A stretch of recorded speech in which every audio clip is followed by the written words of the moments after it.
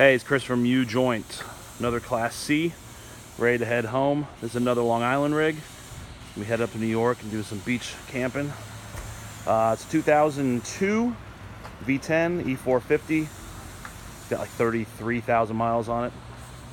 It's a, what is it, a Fleetwood? Yeah, Fleetwood Jamboree. If you want to see what the inside looks like, look it up here on YouTube or Google it.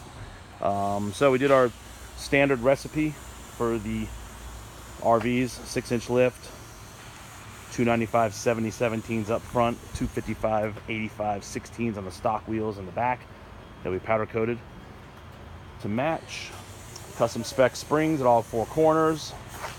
This one did get our front bumper upgrade, our FB003 bumper with a front hitch, the Warren VR12S winch. Just ran through the car wash. Lights are all from Rigid. We've got some amber fog, clear fog, and clear spot. There's a front OBA mount and a power plug, just battery access. We did do our full OBA system on this.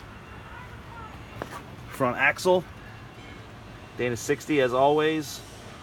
Stage 2, 456 gears, so it does have Detroit True Track, and the RSC upgrade.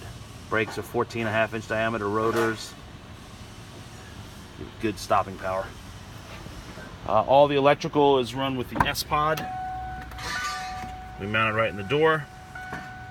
He's got his lights, his compressor. On this one, we did something that we've never done before. We made a rear bumper for it. The stock bumper was damaged. It was not a tube bumper to hold the sewer pipe, so we bent one up out of 3/16 steel. Buried some Rigid flush mount diffused lights in there, added some D-rings, the rear OBA port, and we dimple dyed this, which turned out really cool to give you some traction for climbing the ladder. This is a custom piece. We don't plan to go production. If the RV's here, we can build one. Otherwise, we cannot.